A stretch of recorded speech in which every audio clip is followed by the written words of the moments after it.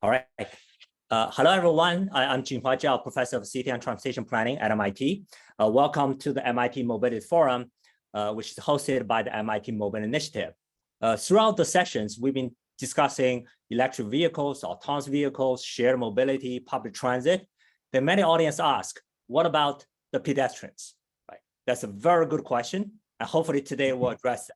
So after centuries of car-oriented urban development, many cities try to ask the question, is that what we want? Many people are asking the question, is this what we want? Right? Today, I'm really thrilled to have the best panel to answer this question, including Professor Andrew Sevtsuk at MIT, Professor Peter Norton from University of Virginia, and Kris Carter from City of Boston. Right? Before I introduce the panel more formally, I'd like to restate the norm of this forum, which is everybody contribute one idea, right? Everybody, mostly the audience I'm referring to, either in the form of a question or in the form of a comments. Please type them directly into the chat here. Just to warm up the audience here, I like to invite everybody to type into the chat your organization, your local city, and your local time, so the panel is aware of who the audience is. So I would say MIT, Cambridge, and to all of them. Great. Let's see what we got.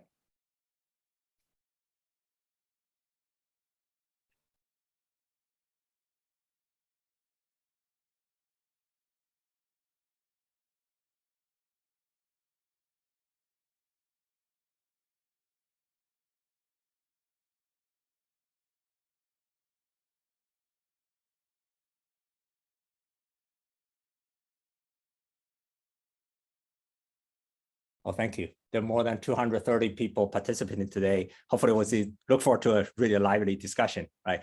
So because we have a panel today, I will introduce the speaker only very briefly so we can jump into the content directly. So Peter Norton, Associate Professor of History in the Department of Engineering and Society, University of Virginia. He's also of Autonorama, the illusionary promise of high-tech driving and fighting traffic, the dawn of the motor age in American city.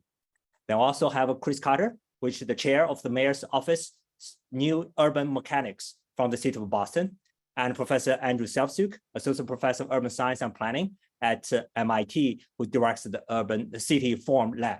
And thanks Andrew for actually designing the session with me. So let's jump to the session directly. So I'll first invite the three speakers to give a 5 minutes opening remark, then we jump to get into the dialogue in the second round. So first we'll invite Andrew, please. Great. Can you see my screen? Yes. Excellent. Well, first of all, thank you, Jinhua, for providing this platform, I think, to a very important discussion when mobility is really in flux again, in some ways similar to some historic eras where a lot of technology was entering cities and we face questions about what cities are fundamentally for. So I run a group of researchers at MIT called the City Forum Lab, where we do primarily research on non-motorized or non-auto mobility and how cities can work for pedestrians as well as transit riders. So our starting point is usually similar to many mobility researchers, which is how do we fundamentally decarbonize urban mobility? And I think a very typical answer to that is currently many institutions to look at AVs, EVs, TNCs, etc. There's one problem with that, or in fact, I think several, that when we do urban planning interventions, we're oftentimes concerned not just with one key outcome as tailpipe emissions, etc., but by broader concerns that affect society, equity, public health, broad-based economic development, access to opportunity, etc. So EVs, AVs, and TNCs do not necessarily address some of these other bigger concerns of city development, and they tend to, I think, address higher income customers or end users. That is why in my research group, we're particularly interested in walkable and transit-oriented built environments, which can, in fact, make positive contributions to each of these goals, while significantly also decarbonizing urban mobility. So, okay, let's compare two very different kinds of urban environments, London on the one hand and Cincinnati, Ohio on the other. In London, we have about a quarter of all trips occurring on foot, and another 35% or so on transit with rail and bus combined. So it's about 62% of all trips would be considered perhaps sustainable or not relying on a private automobile. In Cincinnati, the picture is incredibly different. Only 6% of all trips are perhaps considered sustainable in this regard, with only five of that considered walking trips.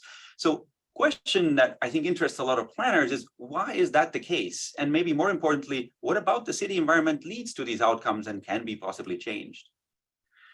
In a nutshell, at a macroscopic level, I would argue that sustainable mobility is a function of three important things: urban density, the quality of public transit infrastructure, and the quality or the pedestrian quality of street environments. All three are needed to achieve a high pedestrian mode share in cities. And this is pretty much well understood amongst planners and policymakers. But at the same time, these high level characteristics may not really help us in individual cities or places that have different starting points and want to turn the corner towards a more sustainable future. So it may be also helpful to look at a microscopic level and examine individually how individual buildings or places can contribute to moving on foot or taking transit in cities. I think we can simplify the city into considering it as a set of different sources and sinks for movement. In this case, we have three different movement modes: pedestrian trips, bicycle trips, and vehicle trips. Pedestrian trips can combine into transit trips as well. And there's a sets of different origins and destinations where they can go. The amount of pedestrian trips or flow coming out of the trip generators for a particular trip purpose, like let's say walking to parks, depends on both the amount of water in the tank, that is trip generation, as well as the diameter of the opening, which corresponds to the accessibility of a particular mode. So the better the relative access on a given mode, like walking, the more people will choose to perform their trips on foot.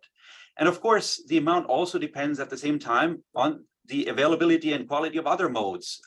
If they tend to be better, more people will shift to driving or other modes. And if we put those together on the street network, we end up witnessing what, for a particular trip purpose, the pedestrian activity would look like. People come from multiple origins, they go to multiple destinations, they make destination choices, they flow over networks, and we start seeing foot traffic on city streets going for particular purposes. Now, if we combine all different origins and destinations together, we get the aggregate, the total foot traffic that is occurring in the city. And I think this microscopic picture is important so we can consider how individual changes we are making to cities today, by developing buildings, by developing neighborhoods, by changing transit networks, contributes to the sustainable mode share, and don't just have to look at the big macro picture, but can understand how individual interventions make a difference. We've done this in multiple cities. In my research group, we've looked at, in this example here, total foot traffic estimates in Melbourne, Australia, using a sort of network-based data-driven model to do this. And on top of it, have tried to work hard to understand how people's preferences to walk, where to walk, which destinations to go to, and which routes to take also affect those decisions. So there's an important literature, I think, emerging on pedestrian preferences and behavior. In this instance, I'm showing just route choice preferences. There's a lot of good studies indicating how specific street attributes like the presence of traffic, the volume of traffic, noise, elevation, greenery, ground floor amenities, other people, and so forth, contribute to people's willingness to walk or their perception of how costly a route is. And this all can be taken into account in models as well. So we're incorporating these sorts of perceived route costs into predictive models. And if you know, for instance, that between an origin and destination, some routes have superior qualities, they can be taken into account, and our route choice models will accordingly flow pedestrians over street networks. So finally, I want to finish by arguing why this is important at this individual microscopic level, because whenever we make decisions on a day-to-day basis, when we put new buildings in the city, we allocate public funds to develop neighborhoods or parks or playgrounds and schools, we can in fact understand how each of these decisions contributes to non-motorized or non-automobility in cities or doesn't. So here's an example of a paper where we've studied how ongoing developments around MIT that are either now already constructed or in the pipeline still have contributed to foot traffic around the Kendall Square area. And so all of these red buildings here indicate projects that were recently in the pipeline or just completed. And the thickness of the street lines here illustrate our best estimates of how these interventions have restructured walkability in the Kendall Square area and how they've impacted mostly added foot traffic on city streets. This becomes very important for making decisions of where to invest public resources, but also seeking developer inputs, having developers help pay for better sidewalks, better pocket parks, better crossings, and so forth. Last thing I want to say is that if we scale back out to the macro level, I think the great challenge ahead is to understand how these different things interact in systematic ways, how the urban form and land use distribution, which constitutes the opportunity distributions for trips in cities, interacts with the mobility infrastructure that's on top of that. That is the walkable streets or bike lanes or transit lines and car roadways, etc.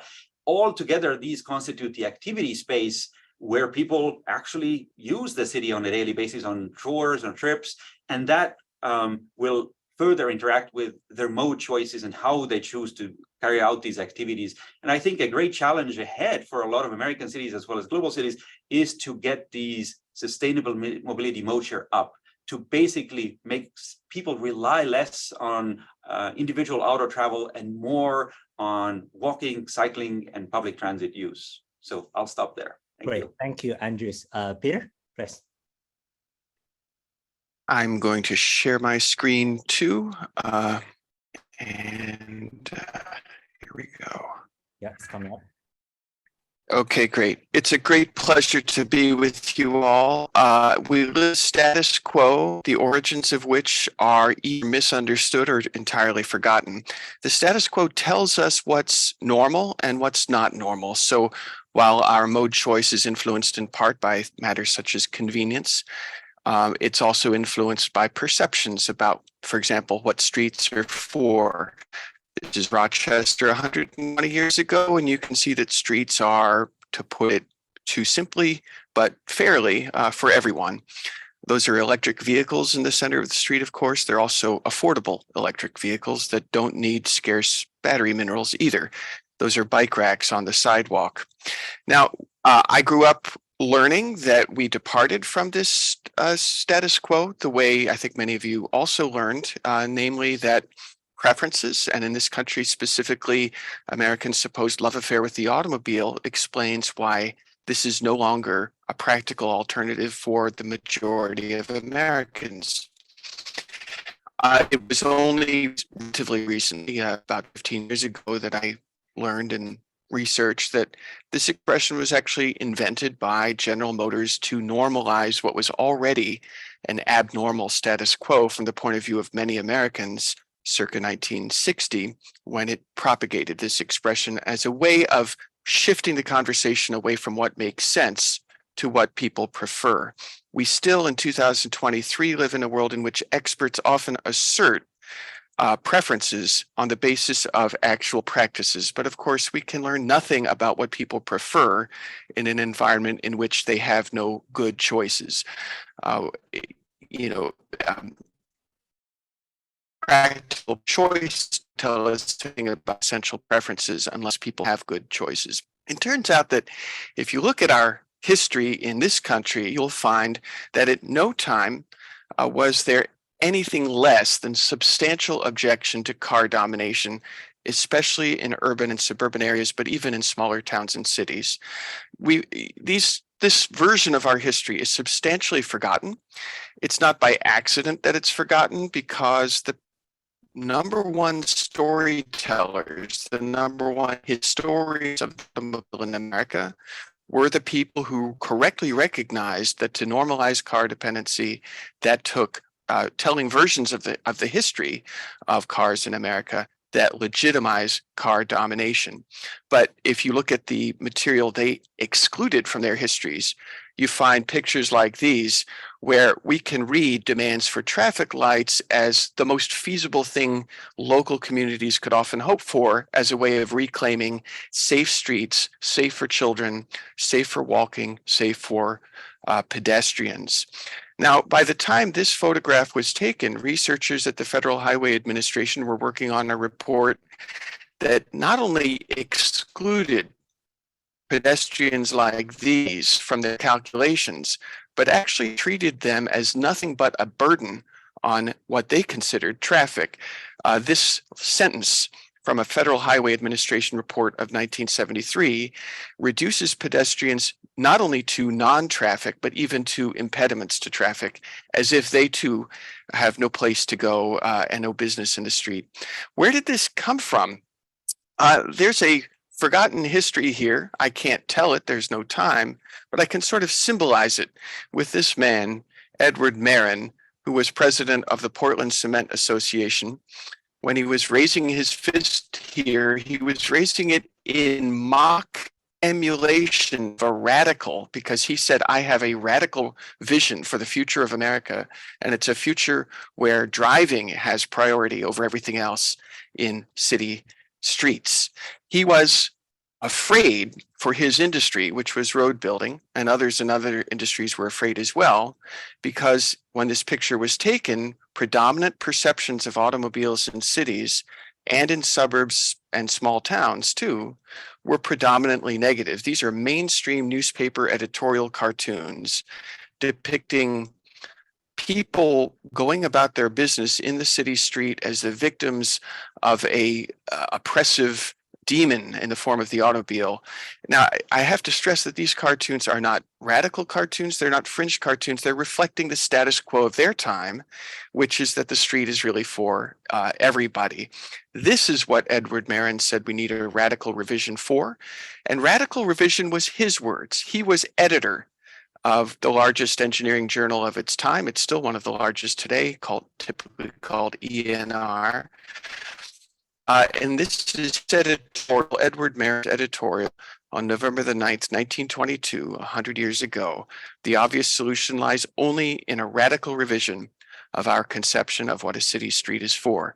By this, he meant shifting priority in streets from walking, from electric streetcars, from actually a wide variety of slow traffic purposes to high-speed motor travel instead.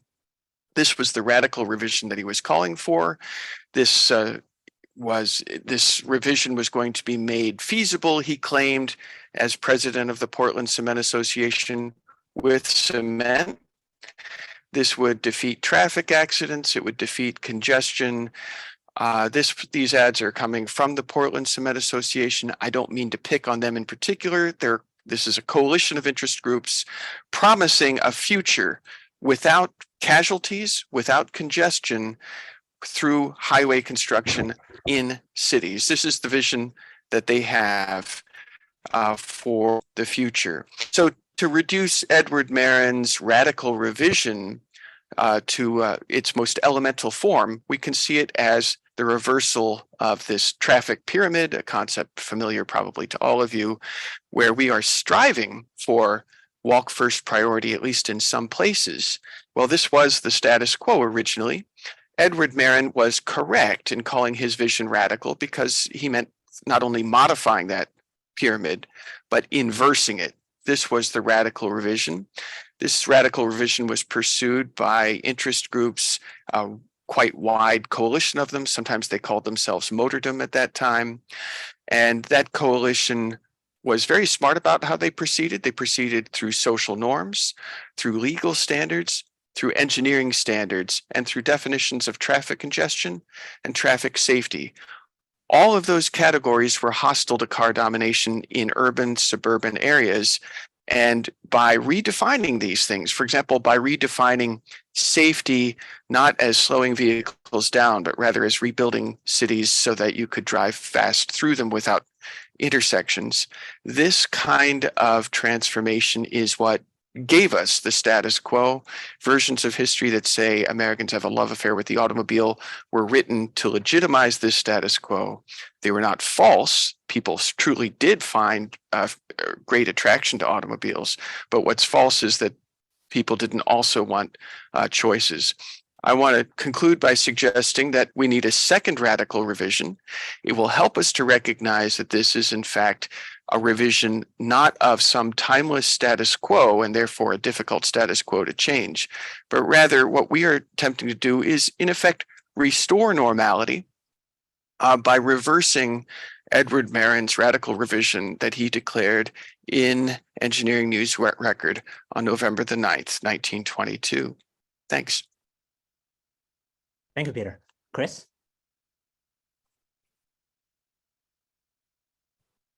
Second. Sure. Yep, I can see that. All right. Still there? Great. Kris Carter again. I chair something called the Mayor's Office of Newer Mechanics here in the city of Boston. So I'm going to give you a local perspective. I'm going to talk sort of about what's going on in Boston, give sort of 3 examples of things we're working on that relates to this. So some context setting for folks that aren't from Boston and maybe as far away as Cambridge. This is what it looks like in terms of our mode splits that shows up in the Go Boston 2030 plan, our comprehensive transportation plan for the city. So for US standards, pretty good for a city, right? Our walk split is around 14–15%. And the aspirational goal that we had for 2030 was moving that up to 20%. For driving alone, again, pretty good for a US city, but a sort of significant goal to sort of move more people onto public transit by 2030, grow some of those other active modes, and reduce the number of people driving alone in Boston. About 27–28% of the emissions in Boston are generated in the transportation sector.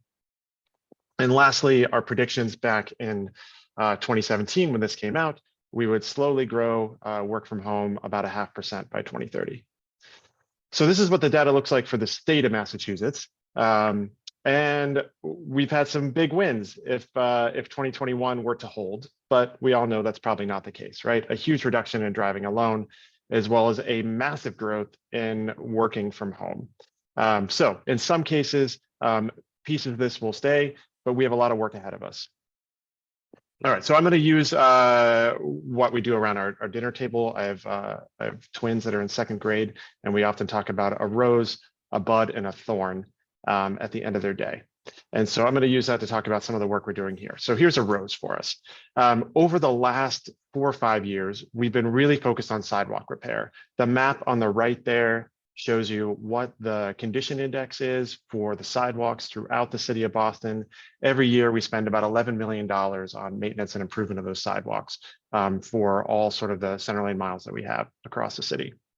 However, in 2014, we found that we had a massive backlog, about a $500 million backlog in repairs to our sidewalk network. And then part of that was because historically we had relied upon constituents to tell us where the problems were and went after those repairs in sort of a first come, first served basis in some cases, and then made a commitment to repair those things in 18 to 24 months. As we sort of updated our 311 system and changed over the service we were using and had more app adopters, it was pretty clear that we weren't going to be able to meet that need. And maybe that wasn't the best way to go about addressing that challenge. So if you look at a map of where 311 requests come from in the city of Boston, it's largely concentrated in the downtown core. If you look at our condition index, it's actually spread sort of a little bit in downtown, but largely concentrated in Dorchester, Roxbury, parts of South Boston. If you look at income in the city of Boston, it very closely relates to the first map there, right? So higher income people are reporting more sidewalk challenges in the city. And some of that is that maybe there's more foot traffic in those neighborhoods with a higher walk mode split, but also likely that people have more trust in government responding to the request or feel like they have a pathway into that. Originally, the app was only in English. We have changed that over the past year where it's now available in more languages. So lots of things sort of as a barrier if this is the model for doing that. So we changed the strategy through a sort of multi-year process here. thinking about like where we actually do these. So the first is that we do full replacements instead of partial repairs. The prioritization of repairs are where people walk. So what you see here is sort of the walk network map of where people are going. We're also thinking about where there's sort of social vulnerability. So where do we actually need to make sure that we have the highest amount of safety and ways to get people to places that might be pedestrian or transit dependent. And then lastly, trying to target those areas that need construction as well as are socially vulnerable, and then prioritize those in the capital plan as we go about making those things. It doesn't mean that city isn't going out and sort of doing short-term repairs. It just means they're not going out and doing a short-term sort of reconstruction in one chunk of the sidewalk, because we found that actually often we were going out and doing a chunk of a block and then a year later going out and doing a different section of the same block. So this is sort of a strategy to help us actually help the most vulnerable people and improve the pedestrian network. So there's the rows, a bud here.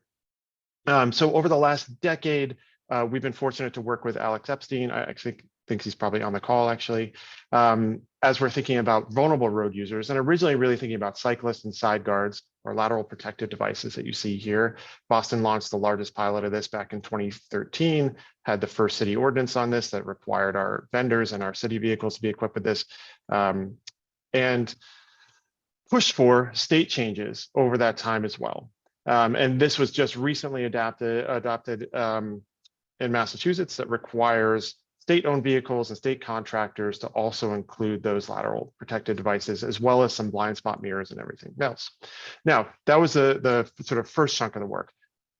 What became very clear is that side guards aren't everything. They may help mitigate the severity of a crash with a pedestrian or a cyclist, particularly on a turning movement. But often we want to prevent that crash if we can. And it turns out that blind spots are likely a big contributor to that. And this has certainly been in the news as we think about NCAP and other things over the last year. But Alex and his team over the last couple of years at Volpe have been developing a way of capturing blind spots in large vehicles. And so we had an opportunity to leverage some grant funds with the Public Health Commission and the team at Volpe to start measuring our own fleet and say, is there a way we can go about actually buying vehicles that have better blind spot visibility to then improve the safety of our roadways and become a model for how we want private actors to move in this space too. What that looks like is that team you saw there, Alex and I think Ali, taking measurements of our vehicles along with some other folks, and then sort of mapping out which each one of those vehicles looks like here using the View app that they've developed. If you haven't checked this out, I encourage you to go to their site, play around with the data that's in there. It's pretty interesting.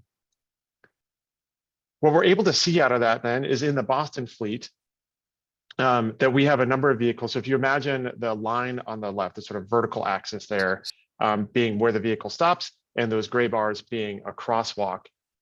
Anything that is in that crosswalk in sort of those first few things will be seen. But as you get down towards the bottom of the list, that Ford F-750 or the Freightliner 108, it becomes clear that even an adult in some of those instances can't be seen unless they are in the middle of that crosswalk. And so if we're putting these vehicles out on our streets, they're moving around near neighborhoods and in school zones and things, how do we ensure that we get better visibility for better driver awareness and mitigate the types of crashes and improve the safety and perception of safety of our residents? All right, last thing I'm going to talk about is a thorn areaways, or as sometimes we refer to them, coal holes. So these are spots in the sidewalk that are vaults underneath. And in Boston, we have a fair amount of them because we're an older city. Originally sort of developed so you could move goods or coal into the basement of a building and use the furnace there. It's a big challenge for us that they're private property. Sidewalks are above the areaways. They're not private property. They're public sidewalks. But the regulatory responsibility to maintain the public right-of-way falls on the city, where the responsibility to maintain the areaway falls on the private property owner. In many cases, the sidewalk and the roof of the areaway are the same piece of material. So it's fairly complicated when we're going out to do a sidewalk repair.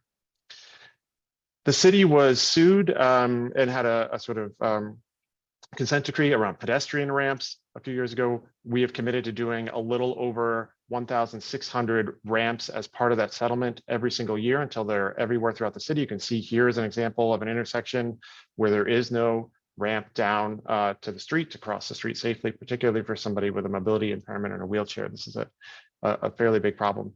Areaways are delaying our ability to be able to do some of the most pressing locations.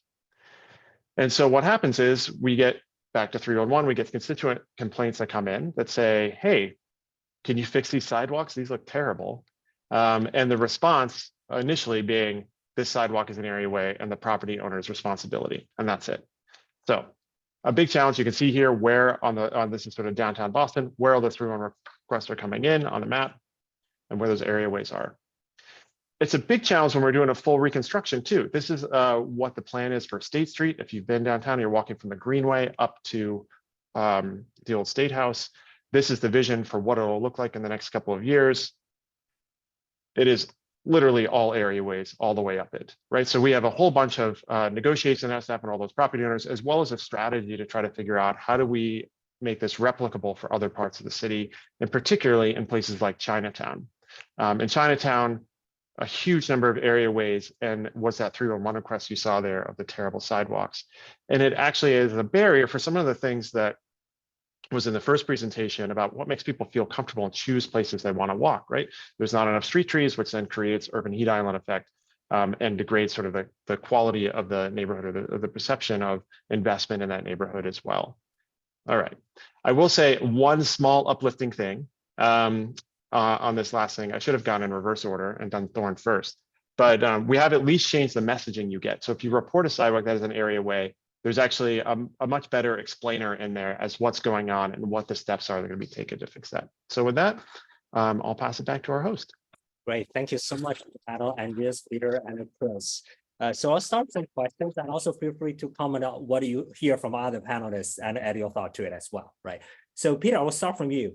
So thank you for historical analysis that and reject the notion that the status quo is actually the product of mass preference, right?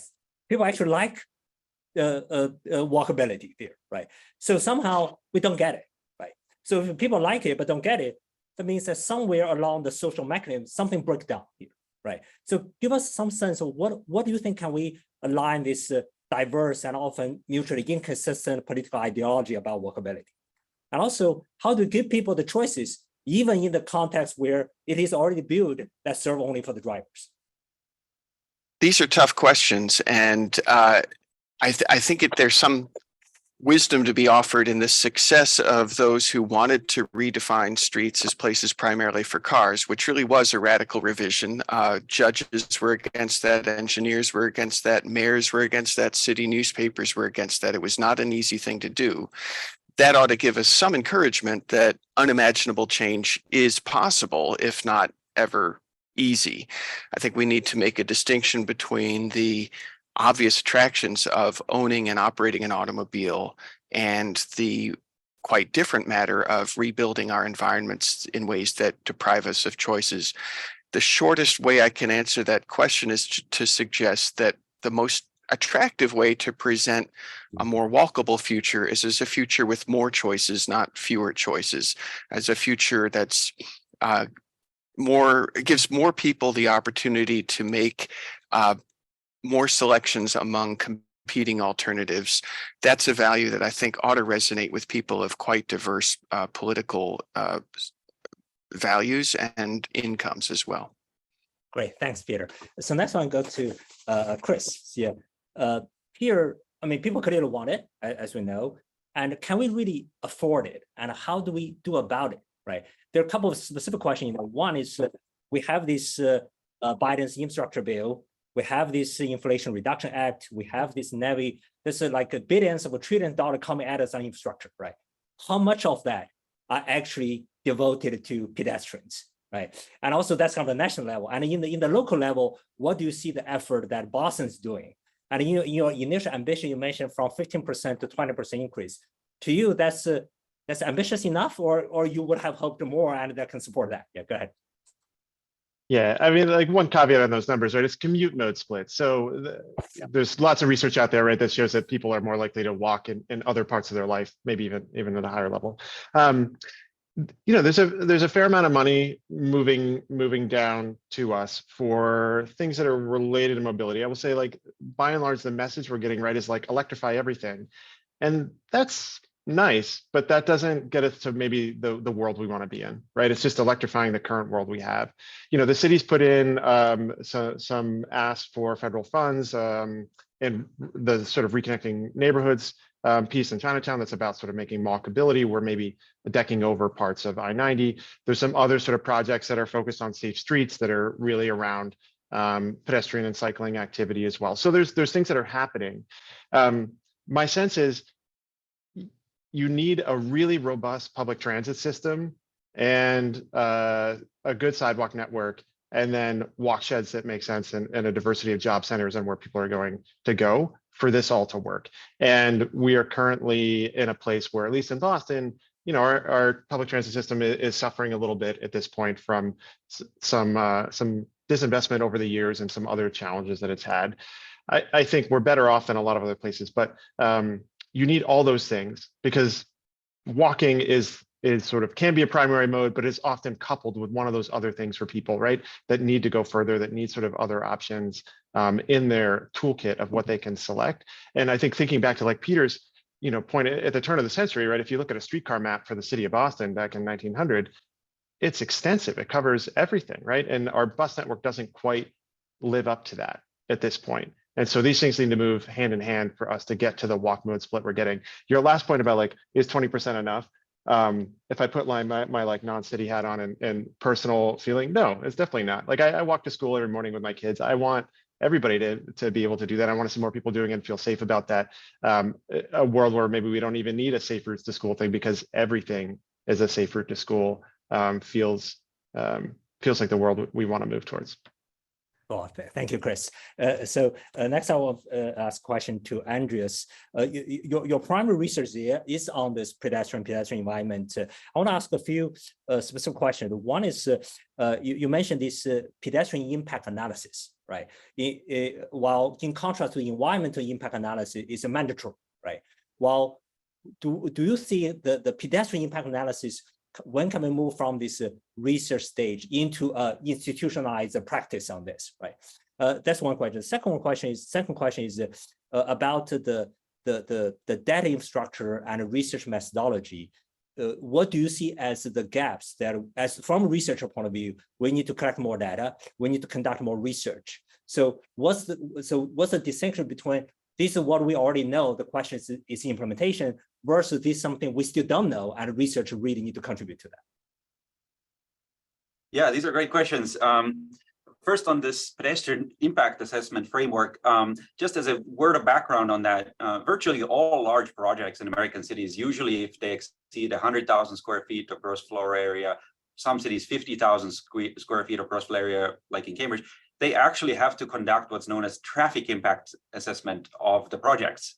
And that is 90% focused on how the proposed urban development will affect cars, and usually results in recommendations for the developer to help pay for wider roads or more turning lanes or better signals that let the car flow go through the intersections without causing congestion. And so this idea of doing this instead of vehicles for pedestrians and really centering it on it is really a reaction to this kind of hidden mechanism in American cities that constantly delivers infrastructure for cars, even in 2023. That is something that people don't think that, well, this is a historic problem. We dealt with this, you know, as Peter elegantly put, since the Model T came out. We're still doing this, that we're still building cities around the car in these hidden policy ways that most people don't think about. So I think in terms of applicability, that's actually there. We could implement this today. What we need is just awareness building and energies to kind of support that in cities and say, just pause for a minute and think your own agenda, your own strategic plan for 2035 indicates that you want to achieve, let's say, 25%, 35% of pedestrian mode share. This is absolutely critical for getting there, is to introspectively examine how every move you make in built environments will shift you closer to that or further away from that. And I think that is the main impediment right now. Is not really that we cannot do it with research. We actually have the means ready. It could go out today. It's more of a challenge of getting the awareness around. In terms of data, you're right that there is a lot of missing data. My opening slide that I didn't really talk about at all is about digitizing pedestrian networks. Surprisingly, some people may not know this, but most American cities have no idea about their sidewalks. They do not know where they are, and they do not use them for anything. So we have road center lines that the US Census publicly shares, and that's what most researchers use. But there is a need for sidewalk data to be able to actually focus on the non-motorized users. So we have actually a project in the lab that has specifically focused on a scalable method to kind of use computer vision to detect sidewalk networks from aerial imagery and make that available. I think that's an important gap, and that needs to be standardized and required and pushed out, so every city has this sort of data available, not just as a kind of nice to have, but essential. And I think Chris's example of like Boston's gone through an arduous survey of keeping track of that is a nice example of needing to take that seriously and actually acting on policy on that. But beyond that, if you just sort of like, I think, compare what we count for vehicles, you can make a very long list of things like loop detectors under every significant intersection, all sorts of projections on travel demand models for future, et cetera. There is an enormous historic bias that still favors the automobile in American cities. And we just, I mean, the data question is not as simple, like it's not just sidewalks, it's all of them. We need to systemically prioritize the non-motorized street user and collect all of these data to sidewalks, counts, future projections, accident rate. All of this has to be equalized so that we can fundamentally treat them as equals and move policy towards that. Great, thank you, Andres. So before I give the forum to John for the audience question, I'd like to do two things. One, I invite Professor Kelly Clifton to offer short remarks about the panel's discussion so far, just 1 minute.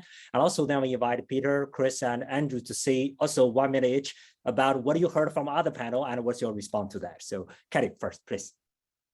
Well, thank you. What a surprise. I mean, First thing is, Andres is exactly right. Like we don't need more research to implement a vision where pedestrians are at the center.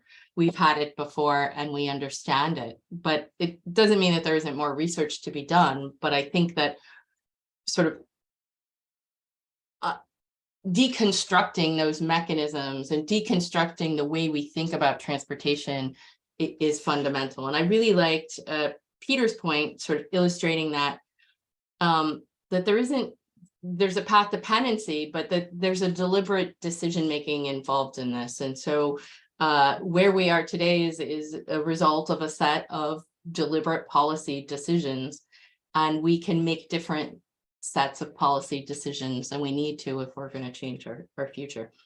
And then I really like Chris's point, bringing home implementation. So, you know, that is really where the change happens and how hard it is.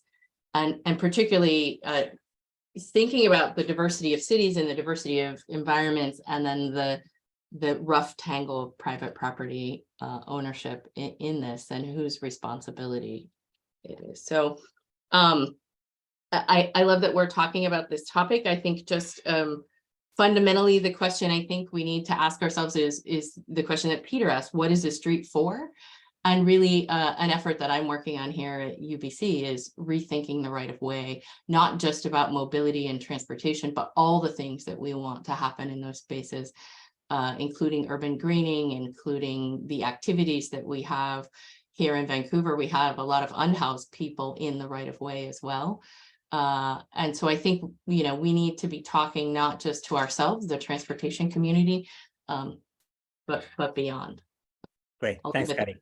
Yeah, next we'll have Peter, Chris, Andres in this order. Let's try to do 30 seconds so that we do have time for some audience. Yeah, Peter, please.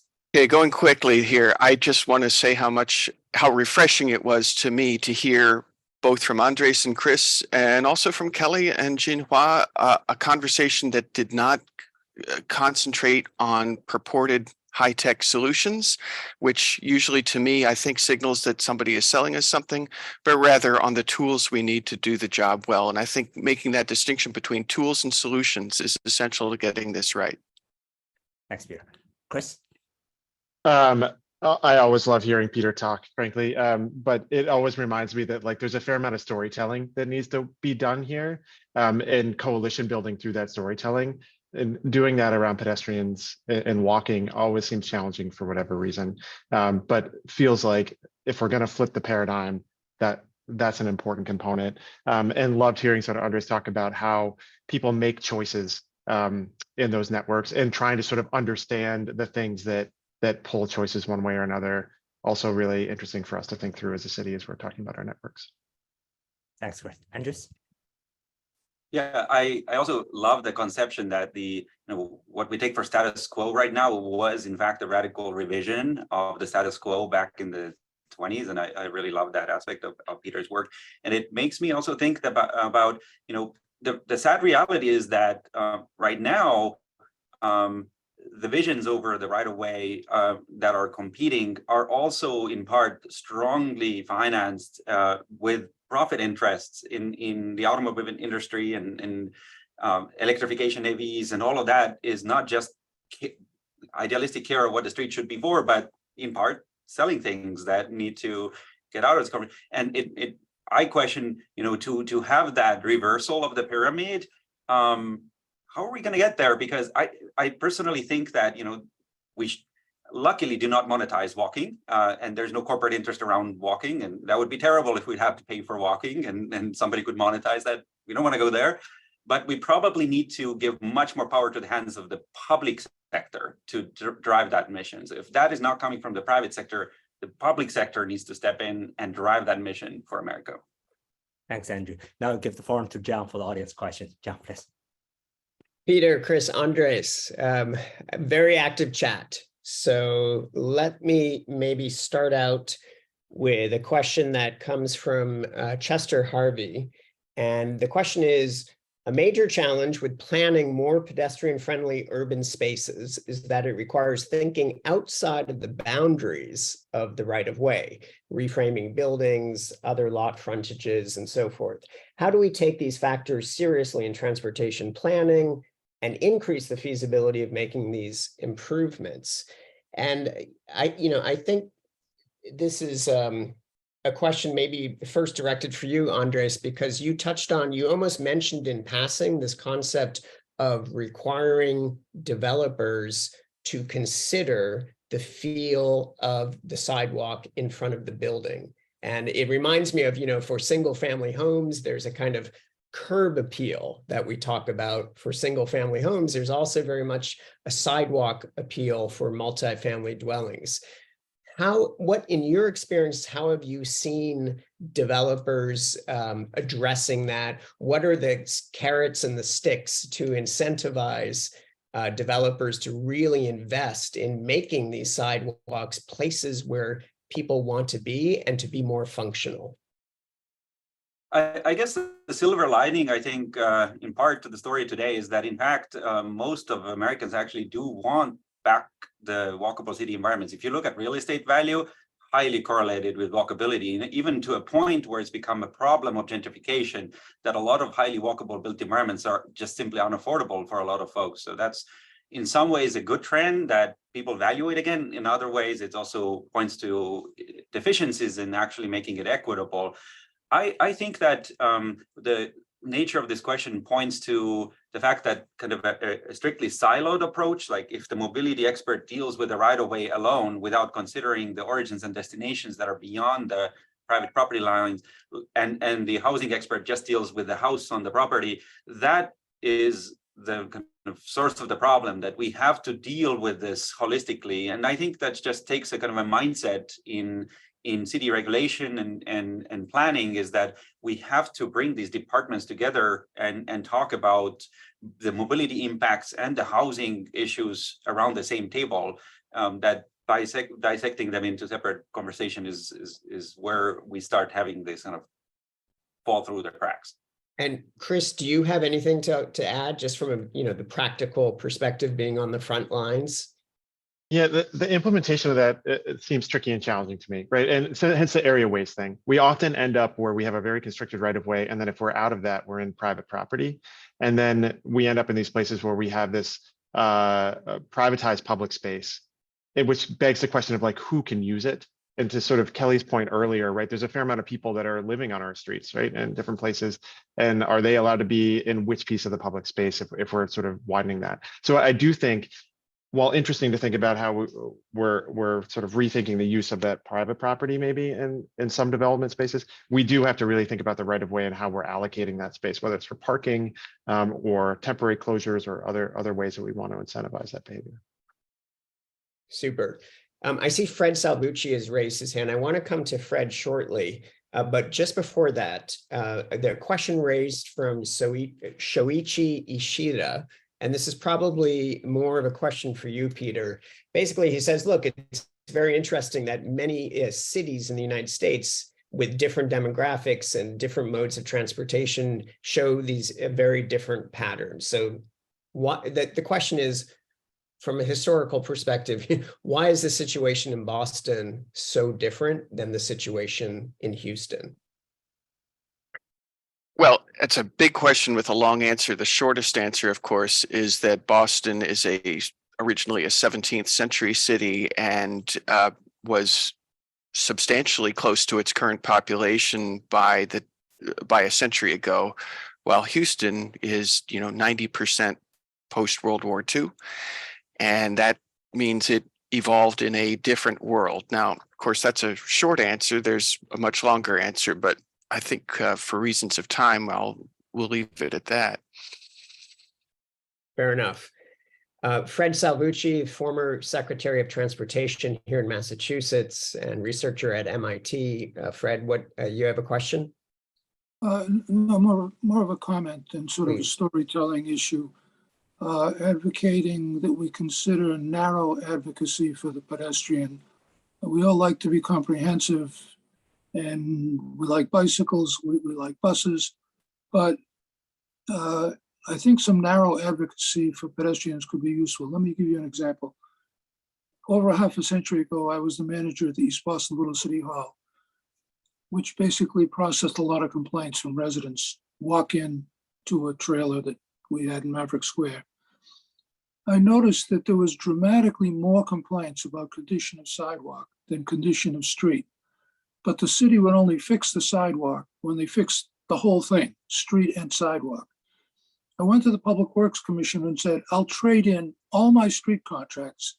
I want an equal dollar amount because you're spending $20 for every one that I need on a sidewalk on the street that I don't care about. Give me all sidewalks. Because I've got a lot of bad sidewalks, a lot of people who are pedestrians, elderly people, tripping on bad sidewalks. Just give me the sidewalks. To expand on that a little, you could define the sidewalk as including tree planting, particularly in environmental justice communities. There are heat islands, there's not enough trees. You could deal with that on the sidewalk. When we're in the mentality that you deal with the entire street at a time, that's very expensive. You only do a little bit. If you focus on the sidewalk, I think we can get farther. Secondly, to be more provocative, bus lanes and bicycle lanes in many ways make walking more difficult. And we don't recognize that because of the strength of the bicycle advocates in particular. The bus advocates aren't so strong. The problem with bus service is not that we need a bus lane, it's that we need more frequent bus service. It's waiting for the bus that's a big problem. I don't care if the bus is a little slower while it's moving. I want more buses. The transit agency has to spend money to provide more buses. They can just blame someone else when they act for a bus lane. So when you add a bus lane and a bicycle lane, think about what happens at the intersection. You've destroyed the capacity at an intersection, and in the non-visible decision-making of the traffic engineer, the pedestrian phase of that signal gets eroded.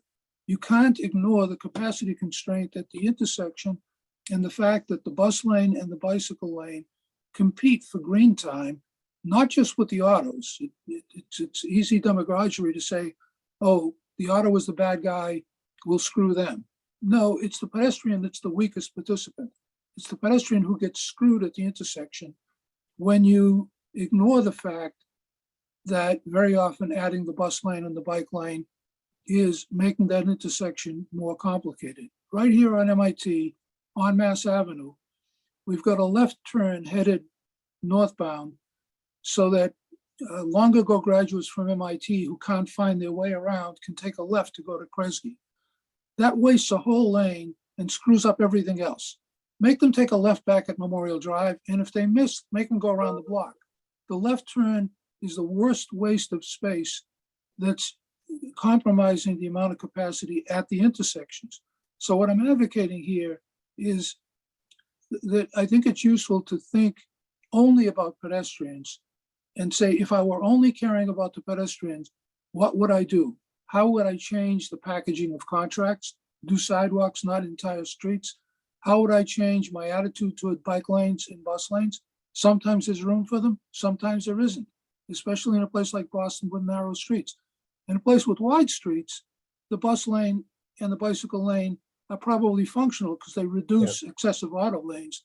But in Boston, we don't have wide streets. So it's the pedestrian who loses in the non-visible decision-making. So Fred, I think this builds on a question from Eric Sabina, and I want to give Andres and the others a opportunity to just quickly respond. So very similar to what you just said, Fred, Eric Sabina's question, big question, mixed traffic on the same facility versus segregating modes on separate facilities. What's the right answer?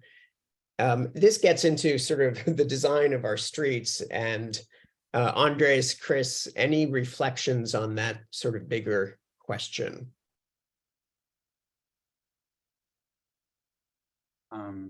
Yeah, I mean, briefly, especially in dense urban areas, when we look at allocation of space per mode, it's really important to look at the capacity level and not just say like we need an equity of modes, that we need vehicular space and bus space and bicycle space and pedestrian space. If we talk about dense urban environments, then every, let's say, 9 feet of street that we allocate has very different capacity levels. With cars, it only can get you through 1,000 people per hour per direction. Same 9 feet for pedestrians can do over 10,000 per hour per direction. So it's a question of, I think, prioritizing also accessibility, which gives you the highest level of access. And I, strongly think that we have, completely deprioritized the non-motorized modes and prioritized this over the last century, everything car. And I think that it's really important to turn that around and give it the highest priority to the non-motorized mode at the intersection. And oftentimes, it depends on the speeds too. If we talk about shared spaces, then in the right place at the right time, those are great interventions. But shared space at a busy traffic intersection is terrible. I mean, that means basically, if a shared space means that a pedestrian has to enter an intersection with fast traffic, and we don't get to slow that traffic down somehow, that really doesn't work. So then we really have to put in the priority. Great. Well, I think we're at time, unless Chris, you have just one last quick reaction from your side. I must say, Chris, every time that we've met, you show up with your bike helmet in your hand. So you certainly walk the talk, so to speak. Any final reflections from your side? Yeah, John, I mean, you know that I ride a bike or I ride a bus or I ride a train pretty much everywhere in the city. Andres, I think in a city like Boston, it is so site specific as to what you're going to do. We are not a grid city. We don't have wide cross sections. So I think every time we enter into a reconstruction, it's incumbent on our planners and our engineers and city leadership to be asking the questions of what we're doing for pedestrians and what we're doing for active modes, particularly if we're setting out these big lofty goals of reducing emissions and having a city that more and more people want to live in, and that is, as the mayor likes to say, first for families. So a lot of work to do.